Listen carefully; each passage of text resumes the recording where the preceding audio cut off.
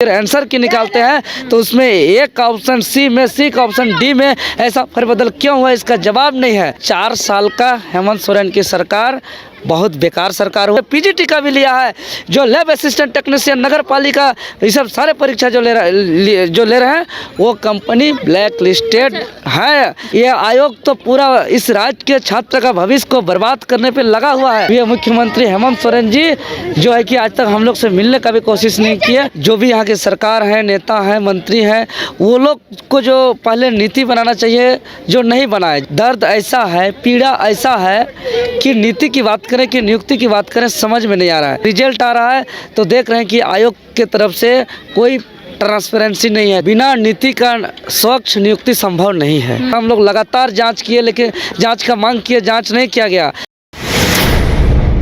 झारखंड में नीति नहीं होने की वजह से झारखंड के अभ्यर्थी काफ़ी परेशान रहते हैं।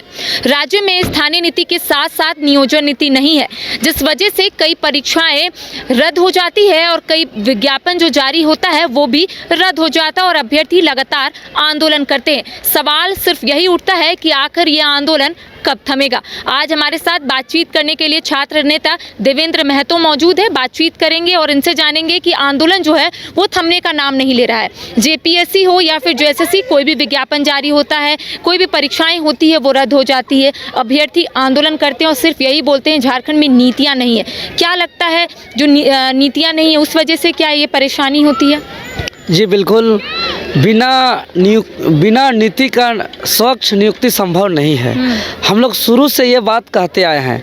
जिस प्रकार बिना पटरी का ट्रेन नहीं चल सकता है, बिना सड़क का बस गाड़ी नहीं चल सकती है, उसी प्रकार बिना नीति का स्पष्ट रूप से, पारदर्शिता रूप से, सही समय पर सही तरीके से नियुक्ति नहीं हो सकती है। हम लोग बार बार कर रहे हैं लेकिन यहाँ के तमाम जो भी यहाँ के सरकार हैं, नेता हैं, मंत्री हैं, वो लोग को जो पहले नीति बनाना चाहिए जो नहीं बनाए, जिसके परिणाम स्वरूप आज झारखंड के स्टूडेंट एक फुटबॉल की तरह हो गए हैं कि अब तो समय ऐसा आ गया है, वक्त ऐसा आ गया है, दर्द ऐसा है, पीड़ा ऐसा है कि नीति की बात करें कि नियुक्ति की बात करें समझ में नहीं आ रहा है। एक तरफ एक जो दिन और रात, सुबह 7 बजे से रात 9 बजे तक कंटिन्यू जो लाइब्रेरी के अंदर पढ़ाई कर रहे हैं, आलू चोखा नमक भात खा करके उसका एज क्रॉस कर रहा है, वो मजबूर है, वो नीति का बात बोल नहीं पा रहा है, वो नियुक्ति चाहता है। दूसरी तरफ परीक्षा देने मात्र से और परीक्षा लिखने मात्र से भी खुशी नहीं मिल पा रहा है। जब रिजल्ट आ रहा है तो देख रहे हैं कि आयोग के तरफ से कोई ट्रांसपेरेंसी नहीं है, कोई पारदर्शिता नहीं है।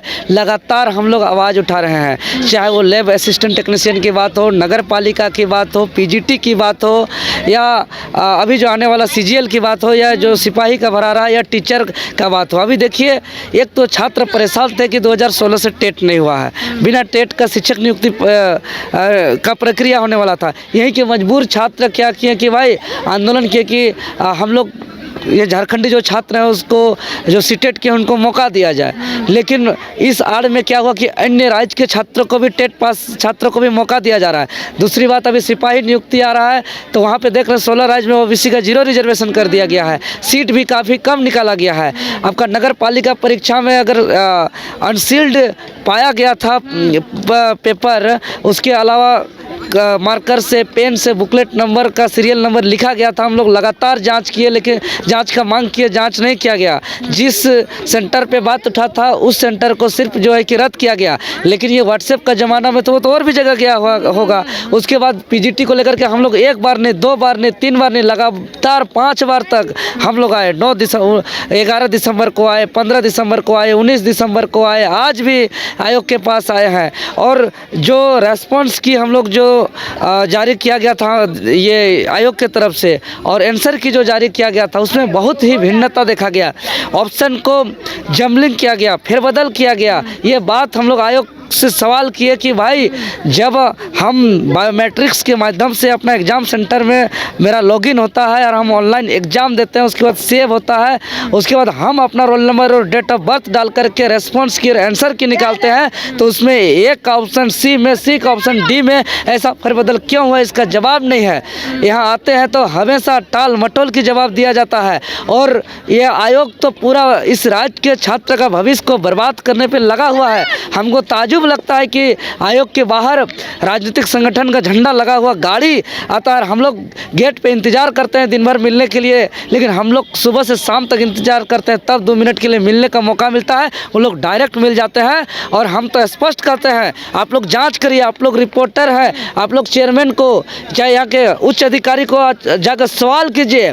अभी जितना एग्ज़ाम लिया जा रहा है, मैक्सिमम एग्ज़ाम का जो एजेंसी है, जो जून 2021 से जिसको एजेंसी को यहाँ दिया गया झारखंड कर्मचारी चयन आयोग की तरफ से, वो इससे पहले ही NTA नेशनल टेस्ट एजेंसी और ONGC से ये जो है कि आपका ब्लैक लिस्टेड है। ये बहुत बड़ी बात कर रहे हैं, हम ऑन रिकॉर्डेड कैमरा पे कह रहे हैं कि झारखंड का भविष्य जो तय कर रहा है, जो एग्ज़ाम ले रहा है, जो डिजर्विंग कैंडिडेट का जिसको सिलेक्शन करना है, जो एक सरकारी विभाग का परीक्षा ले रहा है, जो मैक्सिमम परीक्षा ले रहा है, जो CGL का भी लेने वाला है, जो PGT का भी लिया है, जो लैब असिस्टेंट टेक्नीशियन नगर पालिका, ये सब सारे परीक्षा जो ले रहे हैं, वो कंपनी ब्लैक लिस्टेड है कई एजेंसी पे। हेमंत सरकार के कार्यकाल का 4 साल होने वाला है, छात्र इसको किस रूप में देख रहे हैं, अभ्यर्थियों को क्या लगता है किस तरीके से ये सरकार काम की है? देखिए, अभी हम एकदम जिम्मेदारी पूर्ण कर रहे हैं, सीरियसली कर रहे हैं। ये कोई लोग पॉलिटिकल बात करते हैं, हम लोग पीड़ित छात्र हैं, लड़ते